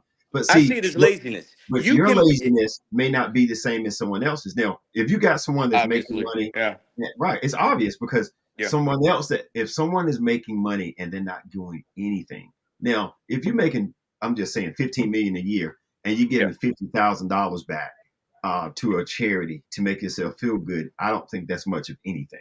Now, Right. if you're taking that $50,000 and you got a small little building the size of this studio, and you're doing a training program teaching kids how to read, now you're moving in the right direction. That's You know, building. that's building. That's building. Yes. Now, the person that Courtney mentioned, I'm quite sure if I do my research, find out that he's done something on that level to build, but that doesn't mean that it's so big that everybody knows about it. But now Exactly. there are plenty of athletes out here that and rappers and other Comedians. people and but people that are making. I hate when I see them and they're gonna come in with a $15,000 necklace on and driving a Phantom, and then they driving it in the hood because they want to show off. I find it impressive because Todd Gurley is 29 years old. You're not gonna find many young African American like that, like you said, comparison to it, to go back to their hometown and pour out and do that. They're gonna be, you know what I'm saying? They're not gonna be thinking about that. And for him to do it faithfully each year, you always hear about it, and his hometown is still supporting him. I find that impressive. So to me, He may I not think be doing everything his community wants him to do, but at least he's doing something that's positive. But I think what Tobias is saying is those that are not doing and have the same amount of money that he has, not building anything. But that's them. We're thinking on the positive side. On the ones who are not, we can't focus on the ones who are not doing anything, and don't and leave the ones who are trying to do stuff and not recognize them. Mike Epps is buying back his neighborhood. It's not a matter of not recognizing. No, it's not a matter of not recognizing. I think we need to recognize them, but the ones that are not doing, we need to focus on those. Those that are not doing need to be focused on. Don't get me wrong. I think we need to give flowers to the ones that are doing, and then the ones of us that can't give to that level, the ones of us that can't get to that level, I can do my 10, my 20, or my 30, and and donate it to an organization like that he's helping to try to build what I can. So I see I understand what you're saying. We can't take away from people that are doing, but there are a lot of people that are not doing anything. So go ahead. Mike Epps is actually buying back his old neighborhood. He's buying back the block. He's actually renovating those houses. Right. And trying to upbuild the neighborhood that he grew up because it was so bad when he was growing up. But now here's the thing too. Now I'm not taking anything away from Mike Epps. I like Mike Epps. I think what he's doing is fantastic. But now I would have to go back to the groundwork of teaching our kids how to take care of that community in those streets. Exactly. So when they move into them, they can continue to keep it up, because that's why, what is gentrification? Gentrification. Yeah. How they come in and they can buy up the hood. I just went to a beautiful 2-story condo that's in Durham. I said, man, this thing is beautiful on the inside. But I had to go through some broken down cars and get to it on the same street. Look at Fifth Street in Greenville. The front of the street. Fifth Street in Greenville, the same thing. Yeah. Fifth Street in Greenville, Raleigh Road. But they're buying it back. But we could have bought that same land ourselves and put that same thing there. But we didn't do it. We've got plenty of people right now. That's what I'm saying. That's what I'm saying. Well, that's what I'm getting at. Money. Anybody can throw money. It's your time and you building. Right. That everybody can't throw money though. But if you can throw money and I can throw my time, we can get something done. If you throw your time, that's worth its weight in gold. But a lot of people are not throwing any time into it. That's my point. People are just throwing money, and you're giving honor and praise to a person that just, threw a little money that he had from his football deal or NBA deal. Listen, if you start training, your children, right? If you start training your children, okay, from the time you have them, all right, then you can change the world that way. All right. Let me bring it back to toxicity. Yeah, bring it on. No, I mean, I understand what he's saying, and all of it is part of toxicity. I don't expect y'all to understand because y'all, it's programming. If you've been programmed to think a certain way for so many years, and you can't openly open your mind and see that there's got to be a better way. Why don't I try it this way instead of the way that my parents did it or my grandparents did it? Why can't I just do it differently and try this way? Maybe it'll work, but that's not the case. Have you ever heard of saying if it ain't broke, by example? Let's do it by example. But it is broken. Some things aren't broken. It's broken. Some things aren't broken. No, Ursula. Now it may not be broken on your side of the table. Now, that's what I'm getting at. It may not be broken on your side of the table. So I'm pretty much the type person I can see right down the middle. I understand everything he's saying, but at the same time, I'm not going to take away from those. I lived overseas for 11 and a half years. And people that are doing well, I'm going to continue to give them their credit. But I think other ones of us can learn to try to keep away from people that are toxic and grow with people that are trying to do better. What Tobias is trying to say is, some of the things that he's been through, some of the things that he's seen, he wants to do things differently. Ursula, what you're saying is, it ain't broken. We don't need to fix it because you had a great coming up. So when I say don't broke, when I say, and I was being facetious, when I say if it ain't broke, don't fix it, I'm talking about how people tend to want to throw the way the elders did things, throw it away and start new. But that's what we've been doing since the beginning, and we keep going downhill doing it. No, we haven't. I will say this. So Houston, you're able to play videos, right? Yes. Colin Kaepernick did a commercial with the headphones. Right. And that video is to me, the epitome of toxicity, because it shows how through everything that he went through, all the negative naysayers, the haters, you know, the NFL, all these things, that he stayed focused on what he was supposed to do, on what he had going on. Right. And he put the headset on and it blocked out everything. And so all this noise that you heard people yelling and screaming at him when he stepped out the bus, he put those headphones on and he couldn't hear a thing. Right. Right. And he walked through that whole negative, toxic situation and still went on to do what he was supposed to be doing. And I'm glad you said that, because to me, what he went through was one of the most toxic things I think anybody could go through.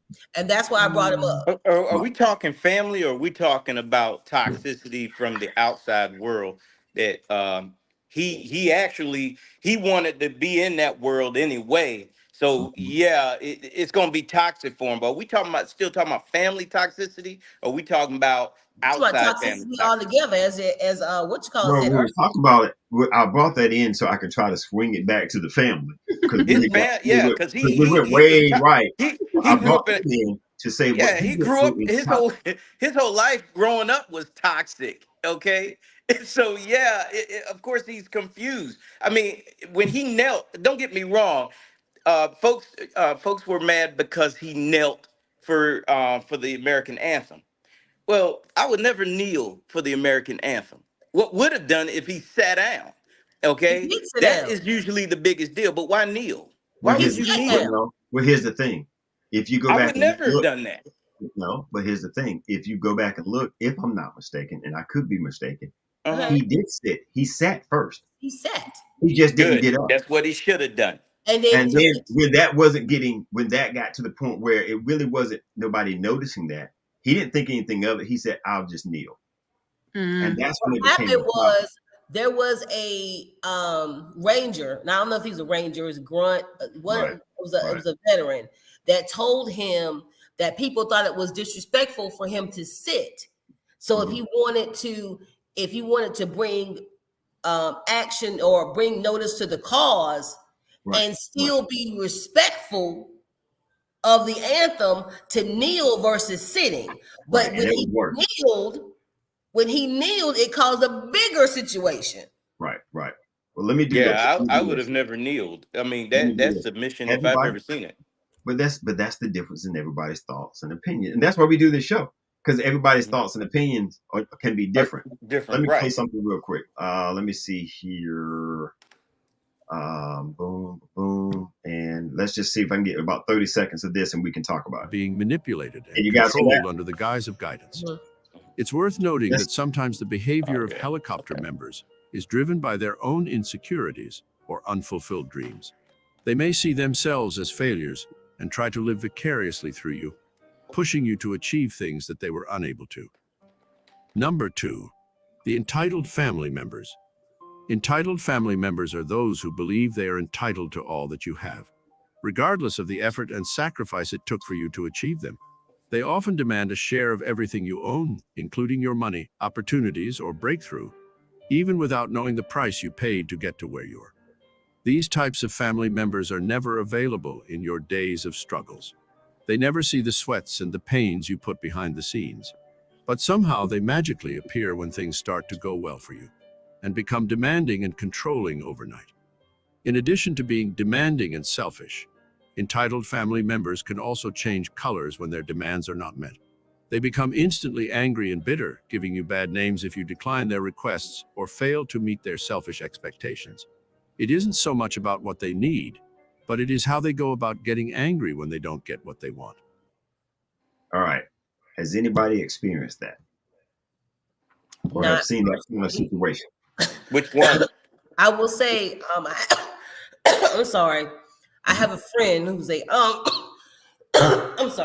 life coach. Her name is Nanette Floyd Patterson. She's a life coach. She is on Facebook. You can go and please check out her page, follow her.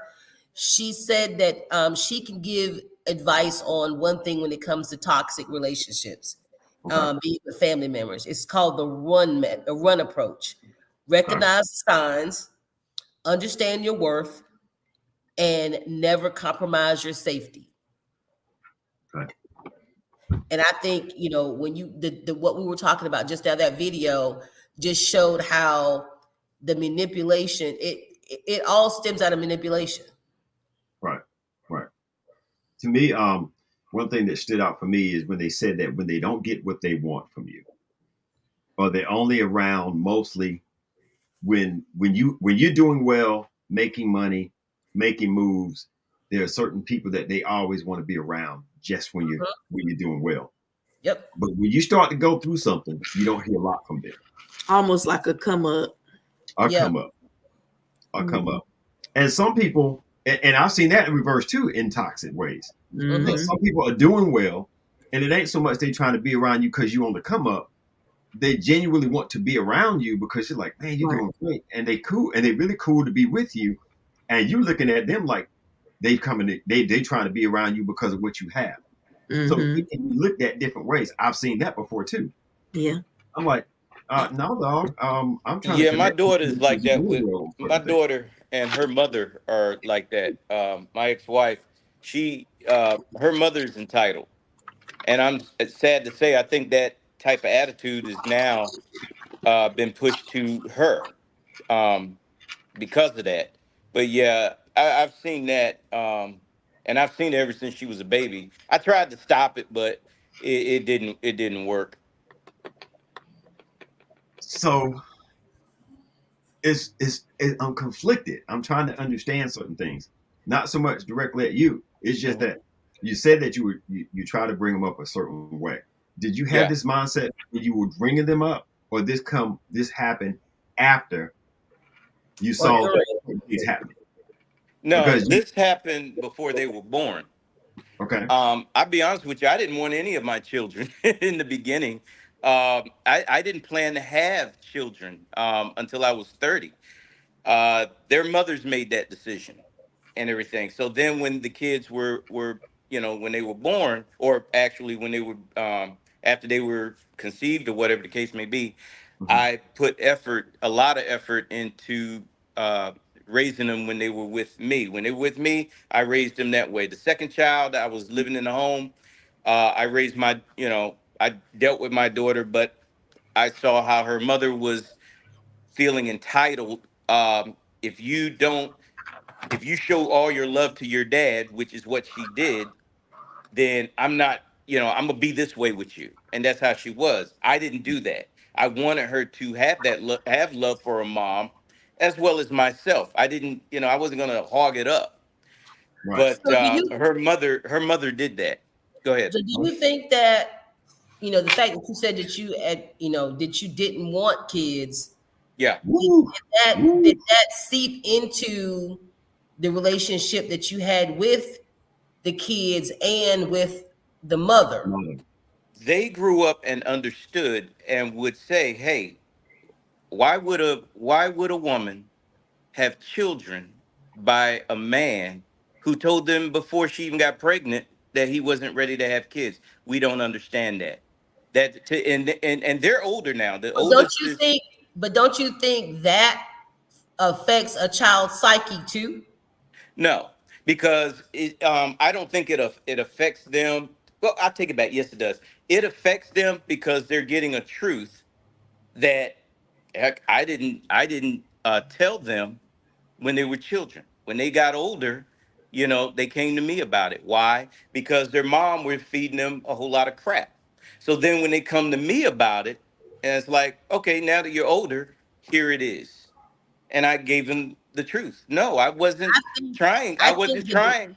I wasn't I trying think to the have. delivery sometimes is worse than the actual truth. No, no, there's no such thing. The children need to know. They need to know So from why didn't you tell from the them when they were beginning young? up. You don't start lying to them, because then that's when you're ruining the planet again. You're not helping the world out when you start lying to your kids. So I got a You're question. not. Like Houston said, why wasn't it said in the very beginning versus once they got older? Their mothers made that decision. Well, Their I mean, moms made that decision. And then if I'm not, the difference is a lie versus a truth. Okay. If I'm raising them and I'm doing a good job and they see dad and dad is loving them and dad's having a good time, then yeah, there's no need for me to tell them at that point in time, no, I wasn't looking to have children at the age that you came along. But when they got older and asked, hey, based off of what we heard, is this true? Yeah, it is true. well, wait. So an untold lie is still a An lie. untold lie. Yeah. No, no, there's no untold lie. The mother told them something, okay? Mm-hmm. They told them something that was between me and her, okay? Right. They didn't need to know that at that time, but she told them. Why? Because she wanted to. We'll say that. All But right. in the It's great, not for me. It's not for me to tell these kids this when they're getting nurturing, protection, a roof over their head, clothes on their back. If they're getting food in their belly, if they're being trained and taught how to be a success and how to work towards making the world a better place, why do they But do you even need to think feel or even think that unless someone tells them? Now, if someone tells them, okay, now you ask me, I'll tell you the truth. Yeah. so? You're saying if they had asked you at the age of 5 or 6, Dad, did you really want to have me? Because Mama said you didn't want no kids. You would Yeah, have then told I them would the have same told thing. them. Yeah, then I You would would have have told told them them. that. Yes, Okay. I would have told them. And you Okay. don't think that would have been a level of toxicity right then and there? No, I think telling kids that that Santa Claus exists is toxic. Well, Or that's But your telling opinion. So but you but don't I think that believe telling that feeding people I believe that wanted. feeding children the Bible is toxic. I your believe that opinion, feeding got people you. the Quran is toxic. So Your no, well, opinion. if that's there's no I need. think that's why we have him on the show, because sometimes his opinions are totally left compared to what someone else Yeah, may think, and it right. makes it But interesting as a conversation piece. you're saying you don't think that telling a 5-year-old that they're not wanted is not toxic.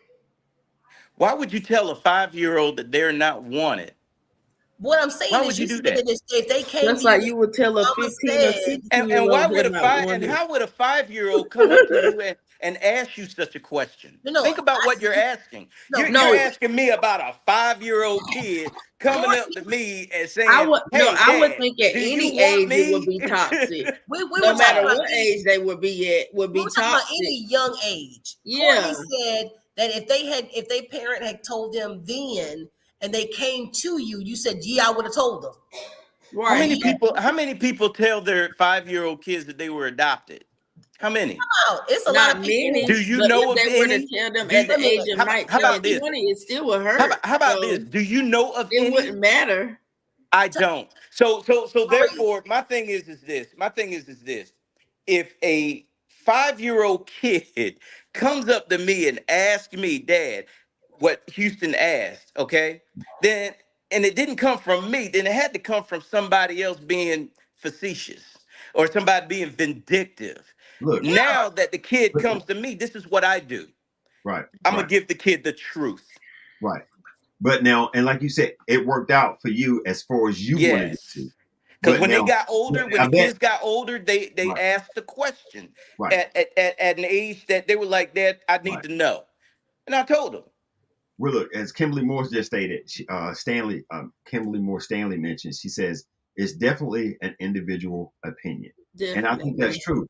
It's definitely each person's opinion, because some thoughts that he may have, I may not think about. I'll be And like, different no, parenting style too. it's 'Cause different parenting where he styles. may raise his kid one way, someone may raise theirs another. And Right. nothing's Because wrong with we've it seen, because that's right. Because their now we've thing. seen situations, I've seen situations where parents have raised their kids just like Tobias is saying, and they go off to be a lawyer, a doctor, everything they wanted. And it worked out well. I've seen someone else raise kids the exact same way. They turn out to be a lawyer and a doctor, and they go commit suicide because it was nothing they wanted to do with any of it. Correct. So it can happen both ways. And on the opposite end, that we give our kids everything in the world and they still end up in jail. We Yeah. try to take them to church every Sunday, Bible study on Wednesday, choir rehearsal on Thursday, and they still end up in jail. Yeah. So some of it is the individual child. Some of it is just the way that we look at stuff and experiences that they have. Correct. So, I mean, there's no right way and there's no wrong way, but there's some toxic stuff going on in all of that. Yeah. Because there's some people that take kids to church and the kids see you in church on Sunday, and they're on Bible study, the whole nine. Preach. And you know that when you get home and you're supposed to be in the bed asleep, and she letting James Johnson come through the back door. The child can see that. Or know that you going home and you smoking weed and drinking heavily, the whole nine. So that's toxic. But on the other end, there's kids that are raised the same way he's talking about. I'm gonna give them the truth. I'm gonna tell them the truth, and it still turns out terrible. So it just depends on the person. So what now? On the person, and if that's how they roll, then that's just how they roll. Me and my mama was talking about this today, with just family and just toxic and all that kind of stuff, and unfortunately deep-rooted hurt and trauma and lies that unfortunately just get buried and never talked about until adulting, and then unfortunately a lot of times it's either too late or it's discussed, and it just brings about just stuff that does not need to be discussed. And I just feel like parenting styles is different. I get it, but if you're gonna, for instance, with me having a child and stuff, if I want to break that cycle, then I have to be open and honest. That's the only way. You know what I'm saying? Right. Yeah. Right. Yeah. That's the only way. Right. So now, something I want to mention real quick. It happens on both ends. Something toxic that I see that's going on a lot. And women may disagree differently. And I know I can see somebody look at me like, oh Lord, here we go. To me, I'm noticing a lot, and it goes on men and women both. I'm noticing a lot of women that are telling other women, girl, don't be putting up with no mess for no man. Make sure you keep your own money. Make sure you do this, that, and the other. They're telling them to do all this stuff, and they still don't have anybody. And they're really unhappy themselves. Exactly. They're unhappy themselves now that they're 40 and 50 and not married or not in a relationship. They're teaching younger girls, oh no, don't do so and so. But you've done that your whole life and it has done nothing for you. Exactly. Instead of telling them the truth and say, look, girl, I'm gonna be honest with you. I had some good men in my life, and sometimes it might have been my fault because I thought this other guy looked good, but this guy over here was a good guy. He might have worked for a construction company. He might have he might have been a label guy, but he was a good guy. And I saw something over here that looked better, and I ain't get it. It didn't work out for me. But instead of telling that story, sometimes they tell the story of, girl, I get to travel, I get to do this, that, and the other, but you paying all your bills by yourself. All the glitz and glam of it, but not the reality of it. But not the reality of it. Yeah. Not the reality of it. Yeah. And it's the same with men. We'd be talking about, I'm single and fly, and I'm 55 and 60, and he's doing his own thing. He got all these women and everything, like everything's lovely, but he still got moments that he wish he had a wife. He wish he had this, that, and the other, and he may not be telling that story. Now, some guys tell that story and say, look, no matter what, she say yes, she love you. She say she with you, but let something happen. That's the reality that men need to tell other men too. Not in all cases, but it depends on who you marry. And it's the same with that woman. You put all your stuff into this man, and then as soon as you get old or you get tired or you get sick, he might be out. It depends on the kind of man that you have. But people don't tell that side of the story. So I think it's toxic when we don't do that. Exactly. Or be honest with yourself, because you can set yourself up for failure and in this imaginary world. Yes, you like you gonna be on top when you know that's not your reality. So I think you need to start being honest with yourself, right, and come to terms that this is what this is gonna be. Because then at that point, you can be honest with someone else. If you're Right. lying to yourself, then yeah, there's no chance of that. Yeah. Exactly. If you lying to yourself and thinking that men doesn't find certain things, important to him. Mhm. Men are visual creatures. Hey, you are treading You know. dangerously close to Kevin Samuels, my You friend. bring up that man's name. Oh my God! I love him, man. I He is love the that guy. epitome of toxic. Oh, I love me some Kevin Samuels. But you know what? I get it. I get it. Talking about a man who gave relationship advice to the whole, supposedly to the whole world, where he degraded women, told them they were less than because of their age, their size, their color, their hair, and only to then die in a hotel room. Yeah, he was living a whole nother life. Nobody gonna believe that. He was living the life that he was living the life that he was talking about. He was this is what I'm saying. He was living the life that he was talking about. He was going after younger women that he considered that had high value. He wasn't going after a 200-pound 5'4" woman who had two or three kids already, young kids that their dad wasn't taking care of. No, he wasn't doing that.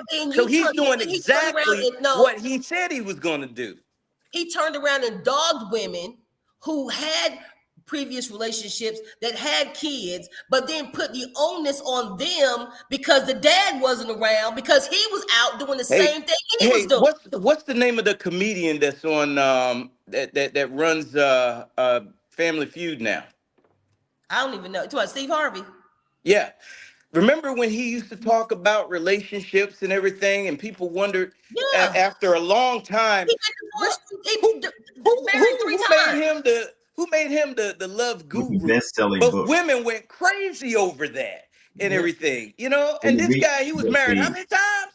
And the reason why they went crazy over it, and look, I've listened to Kevin Samuels. I take some of it in and I throw some of it out. Now, to me, what was interesting to me about Steve is first of all, y'all, not say y'all, but people were fussing about, he got three wives. Was it 3 wives? Two. He had 2 wives. He had 2 wives. The one that he has now, I'm not talking about nobody's wife. But if you look at her background and the stuff that she has done, anybody else would be like, really? But let me tell you why people flock to what Steve was saying. Steve did not degrade. He did not degrade men, and he didn't degrade women. Right. When he gave advice, he said, "Hey, fellas, this is what you need to do. This is what these women are looking for. If you want this type of woman, you go and do this. Women, if you're looking for this type of man, you go and do this." He did not say, "Oh, you're gonna be by yourself for the rest of your life because you too dark skinned, your hair is nappy." Now, I ain't never heard him say. Now, wait a minute. I ain't never heard him go off on a person's complexion, saying that they too dark. If they were overweight, if they were overweight, or if they were older, or if they didn't have a good a good job, or if they didn't have education, or if they had more than 1 or 2 kids, what's a good job? He went off. What's a good job? What's a good job? What's a good job? Okay, a good job. The cleaning lady at the local hotel versus a lawyer. So I got a question.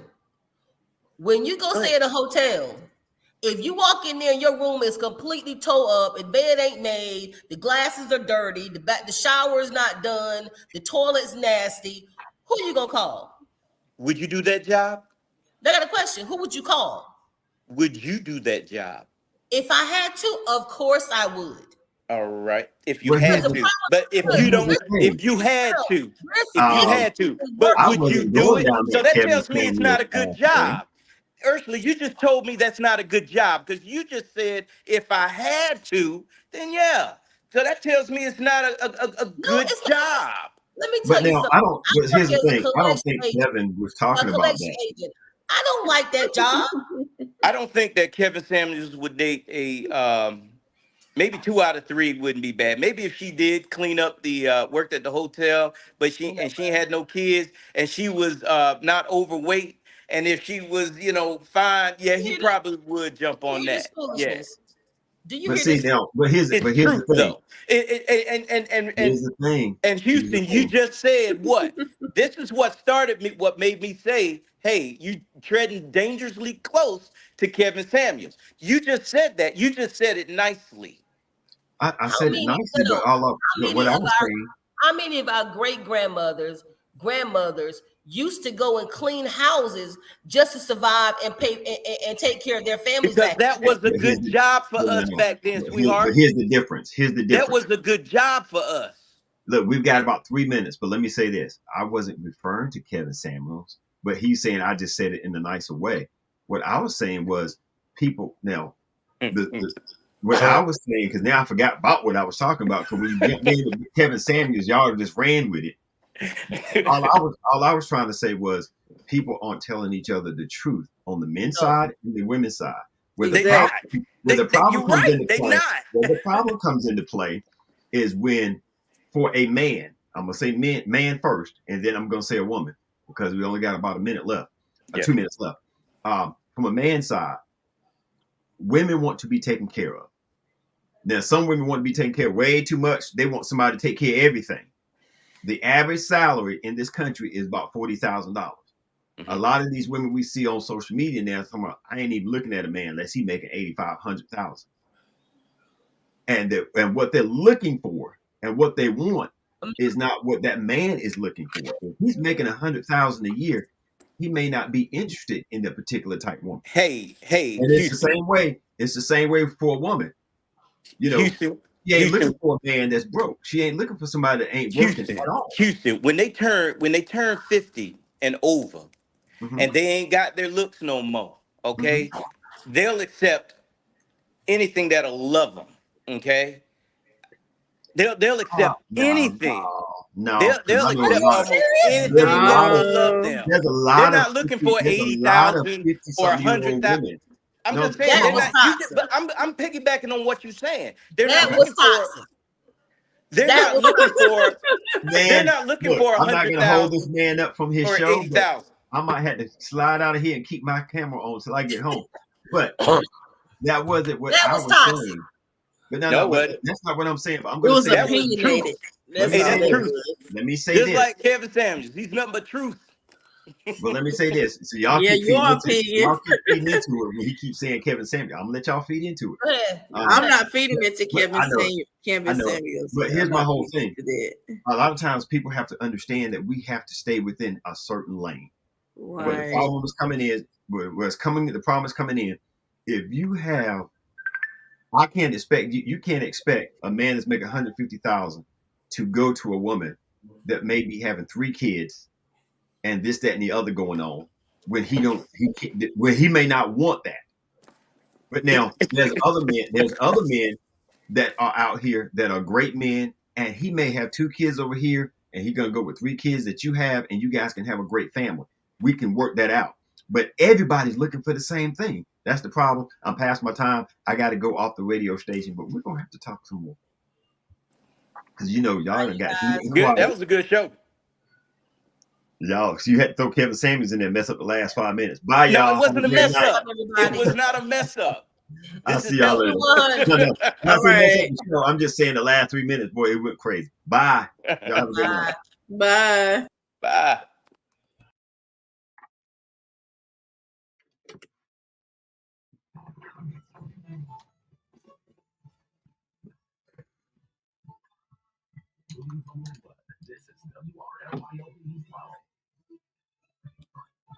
From Pizza Story News in Tokyo, I'm Chris Gilda.